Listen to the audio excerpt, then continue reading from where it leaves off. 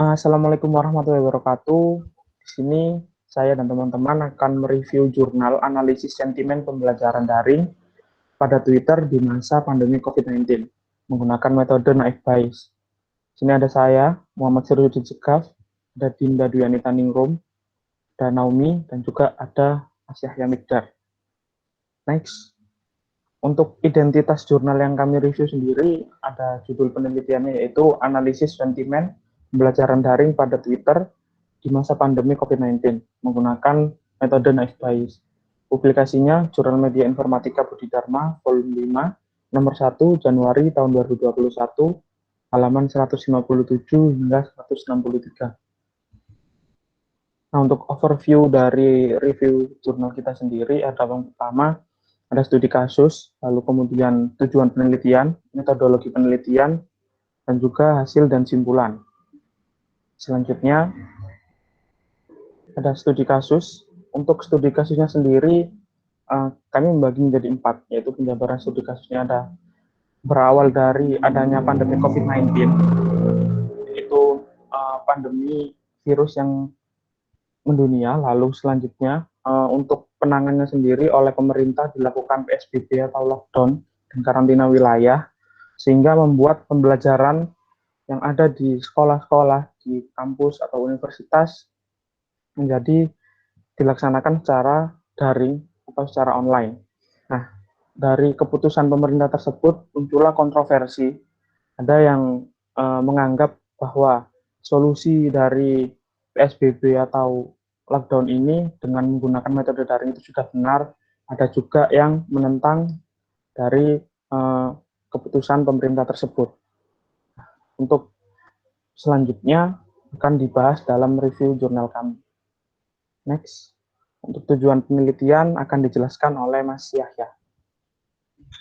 Baik, terima kasih Mas Ekaf. Untuk tujuan penelitian ini adalah menganalisis opini publik terhadap pembelajaran daring pada masa pandemi COVID-19 di Indonesia pada awal November 2020 hingga sekarang. Next. Lalu untuk metodologinya, di sini kami mereviewnya menjadi 4 bagian, yaitu dikarenakan NFBase merupakan salah satu metodologi klasifikasi di mana yang pertama ada data crawling, yaitu tahap pengumpulan data dan pemberian label pada setiap data yang kami peroleh. Lalu ada preprocessing, yaitu tahap pembersihan data, penghapusan data, pemberian stopword, tokenisasi, dan stemming data. Lalu ada ekstraksi fitur, yaitu tahap perhitungan kata, perhitungan vektor, dan TF-IDF.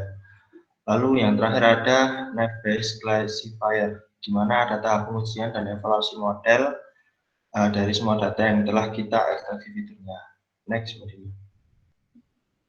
Lalu selanjutnya ada hasil dan simpulan. Untuk hasil pembahasan di tahap pertama, yaitu tahap data crawling, yaitu yang pertama kita mengambil datanya itu melalui media sosial, yaitu Twitter, dengan kita menggunakan kata kunci pembelajaran daring, kuliah, belajar online, daring, dan tagar belajar dari rumah, yang difilter dengan kata kunci daring dan rumah. Untuk yang kedua yaitu informasi dan data yang diinginkan didapatkan dari Twitter API dengan menggunakan tools RapidMiner dengan alur proses crawling sebagai berikut, yaitu pertama kita mencari data yang kita butuhkan di Twitter, lalu kita remove duplikat data yang datanya itu ada bersifat ganda, lalu setelah itu kita select atributnya, dan yang terakhir kita upload seluruh datanya ke dalam Excel. Lalu hasil pembahasan tahap data crawling berikut beberapa contoh data yang kita dapatkan dari Twitter, di mana kita menggunakan data username dan juga tweet yang nantinya kita akan benahi setiap kalimatnya sesuai dengan apa yang kita butuhkan. Untuk tahap selanjutnya akan dijelaskan sama Dinda. Ya, untuk di tahap data crawling tadi itu masih ada pemberian label positif dan negatif. Contohnya untuk label positifnya itu jika tweetnya berisi pujian, saran, masukan, dan kalau label negatifnya itu kalau ada amarah dan kesal. Hal tersebut nanti bisa dideteksi dari kalimat tweet-nya. Dan tahap yang kedua yaitu tahap preprocessing. Untuk proses yang pertama dilakukan scaffolding atau remove URL. Di contohnya yang ada di sini tuh tweet sebelumnya tuh ada URL HTTPS dan di tweet sesudahnya itu linknya dihapus karena bisa dibilang link ini tidak digunakan dalam analisis selanjutnya. Untuk proses yang kedua, melakukan dekonisasi atau removal untuk stop word-nya. Jadi dari kalimat tweet yang panjang itu nanti dihilangin kata sambung atau kata imbuhannya dan menghasilkan kata-kata kuncinya. Di tweet ini contohnya seperti ada kata kunci kuliah, online, dan sebagainya. Untuk yang ketiga yaitu mengelompokkan kata dengan frekuensi yang paling sering muncul ke dalam word cloud. Dan word cloud itu dibagi menjadi dua, ada word cloud positif dan word cloud negatif. Untuk word cloud positif tentunya berisi hal yang positif seperti offline, sekolah, senang, bagus, dan word cloud negatif seperti stres, bete, rumah, capek. Dan proses yang ketiga yaitu tahap ekstraksi fitur. Di sini dilakukan pengukuran sentimen menggunakan naive Bayes. Dan dari total mention sentimen yang ada, itu ada 89.000 tweet yang negatif dan yang positif hanya ada 3,9 ribu.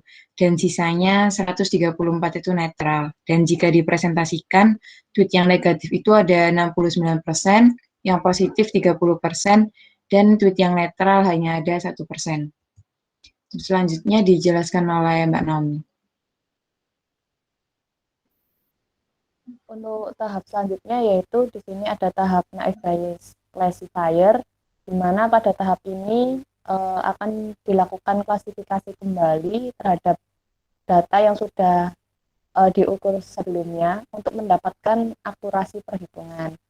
Jadi untuk data yang didapatkan di sini untuk totalnya yaitu sebesar 12.906 data, di mana dari 12.000 sekian data ini dibagi menjadi 3 kategori, yaitu ada data kategori positif, kategori negatif, dan kategori netral. Untuk data kategori positif, di sebelah kanan, di situ tertulis totalnya ada 3.830 data, di mana dari besaran data ini, untuk data yang benar-benar positif, yaitu ada 3.721, sementara data yang positif namun ke arah negatif atau false positif ada 100 data. Untuk sisanya yaitu ada 9 data.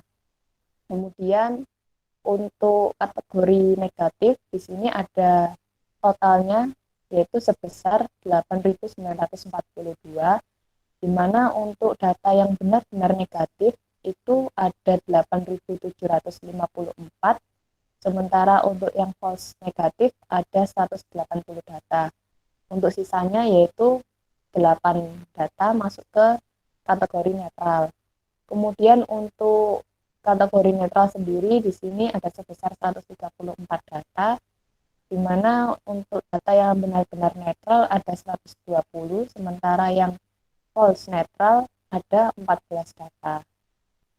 Kemudian dari masing-masing kategori itu tadi dijumlahkan kembali sehingga untuk kategori totalnya, untuk kategori positif ada data sebesar 3.915, kemudian kategori negatif ada 8.854 data, dan kategori netral ada 137 data. Next. Untuk perhitungan akurasi sendiri dilakukan dengan persamaan rumus seperti berikut, yaitu presisi sama dengan data true positif dibagi dengan true positif ditambah false positif dikali dengan 100%. Untuk data yang true positif atau yang benar-benar positif tadi kan terhitung sebesar 3.731 data dibagi dengan data true positif 3.731 721 data ditambah dengan yang false positif sehingga menghasilkan 3.830. Nah, dari angka ini 3.721 dibagi dengan 3.830 dikali 100% akan menghasilkan jumlah yaitu 97,15%. Nah, angka ini merupakan tingkat akurasi dari penelitian analisis yang digunakan dengan metode naik Bayes ini. Next. Kemudian kesimpulan dari penelitian ini yaitu yang pertama, analisis sentimen dengan naik Bayes. Di sini digunakan kata kunci yaitu pembelajaran daring, kuliah, belajar, online, daring, dan juga tagar hashtag belajar dari rumah yang difilter dengan kata kunci daring dan rumah. Yang kedua, tweet yang diambil untuk penelitian ini yaitu tweet-tweet yang ditulis dalam bahasa Indonesia yang